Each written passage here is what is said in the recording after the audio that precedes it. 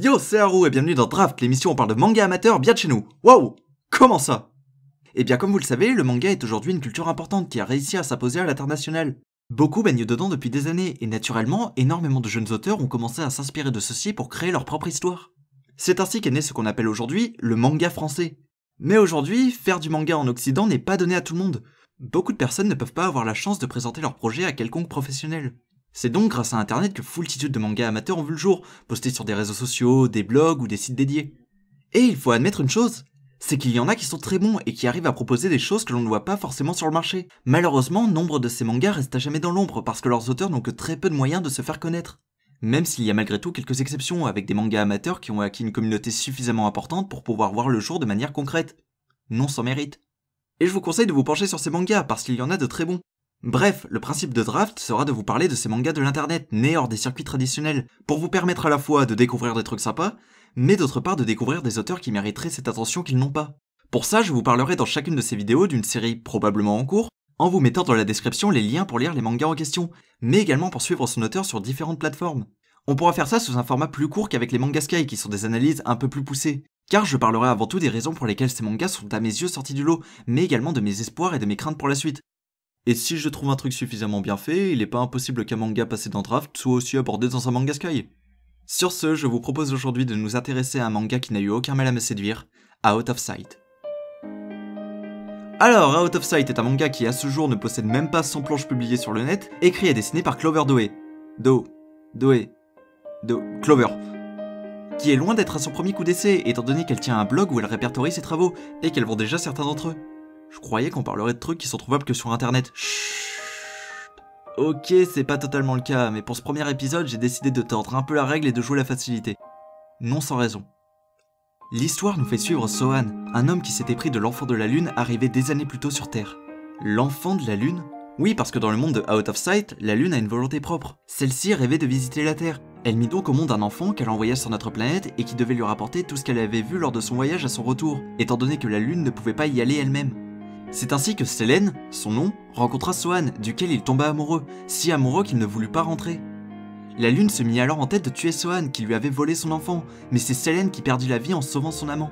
Depuis, Sohan et la Lune sont en conflit, Sohan n'ayant que comme envie de se venger. Mais un jour, une femme en blanc apparaît devant lui et lui donne la possibilité de revenir à l'époque de sa rencontre avec Selene pour le sauver. Sohan remonta alors à l'époque où il était jeune, rencontrant une nouvelle fois l'amour de sa vie qu'il compte bien protéger. Bon, alors je crois qu'avant toute chose, il faut dire ce que vous avez tous remarqué. Qu'est-ce que c'est beau! Que ce soit le trait, le découpage, la mise en scène, les teintes, les actions, pour une ou deux scènes pas toujours très lisibles au premier coup d'œil, on a le droit à de l'excellent au niveau de la forme. C'est justement la première chose qui m'a charmé dans Out of Sight. À mon sens, on se retrouve face à un manga qui comprend l'importance du dessin dans la narration et la mise en place de l'univers.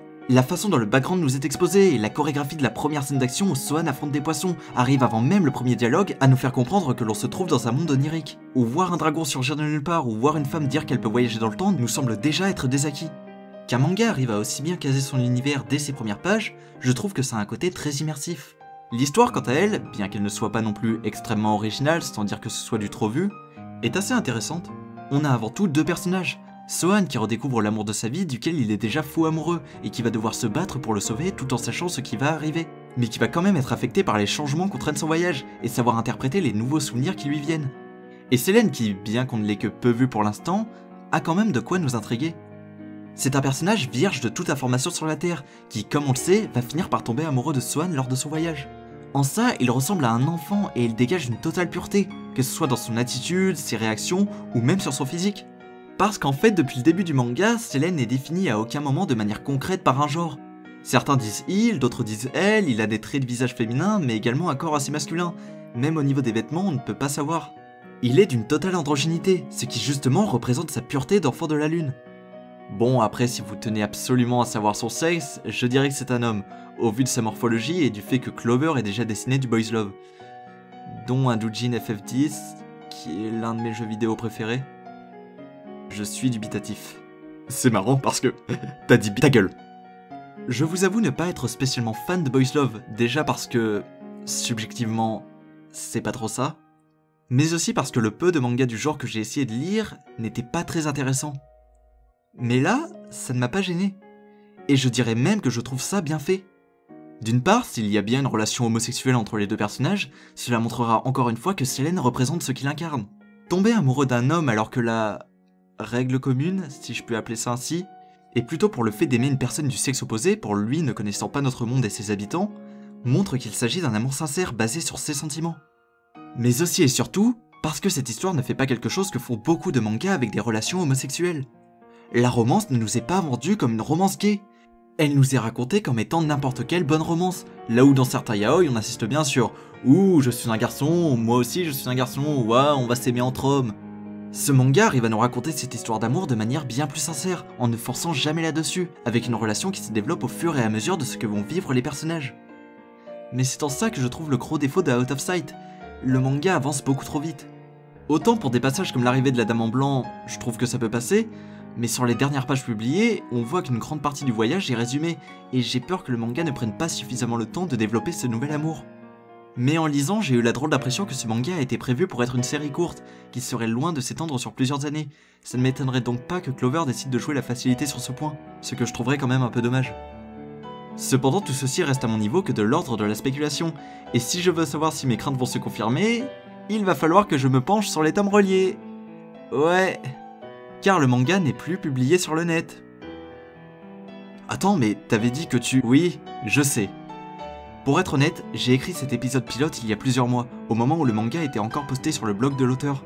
Cependant, si j'ai bien compris, à cause du succès modéré du manga, Clover a décidé de stopper sa publication pour vendre sa série. Quand j'ai su ça, j'avoue que je me suis un peu agacé. Est-ce que je pouvais vous parler d'Out of Sight sachant que je n'ai pas tout lu, ou est-ce que je devais laisser tomber ? Mais après mûre réflexion, je me suis rappelé que le principe de Draft n'était pas de faire une vraie analyse ou une vraie critique, mais justement de vous donner envie de découvrir. Ce que je souhaite avant tout, c'est de voir que les auteurs dont je vous parle gagnent une plus grande reconnaissance. Cela aurait donc été stupide de ne pas sortir cette vidéo. Alors, je vous conseille de tester Out of Sight. Bien que ce fût court, je l'ai trouvé très rafraîchissant, et je ne doute pas que certains d'entre vous seront sensibles à son histoire. Ce n'est pas un chef-d'œuvre, ce n'est probablement pas une histoire dont je me rappellerai dans 10 ans, mais il m'a suffisamment passionné pour un jour me donner envie de connaître sa fin. Et surtout, je vous conseille de suivre les travaux de Clover. Même si vous n'accrochez pas à tout ce qu'elle fait, je pense qu'elle mérite plus d'attention qu'elle n'en a déjà. Et vous savez quoi ? Vous pouvez même aller lui donner votre propre avis directement si c'est pas beau. Pour rappel, tous les liens sont dans la description. De mon côté, j'attends aussi vos retours pour cette première vidéo, je ne sais pas ce que ça donne, et si vous avez des avis constructifs pour améliorer le tout, je suis preneur. Si au passage vous connaissez vous aussi des mangas amateurs qui valent le coup, n'hésitez pas à me les recommander. Je ne peux pas vous garantir qu'ils passeront tous dans un draft, ni même à quel rythme sortiront ces vidéos, mais j'essaierai quand même d'y jeter un coup d'œil. Par contre, si vous êtes auteur amateur, ne me spammez pas avec des parts de mon manga. Sur ce, jusqu'à la prochaine fois, je vous dis, allez, c'était Haru, salut!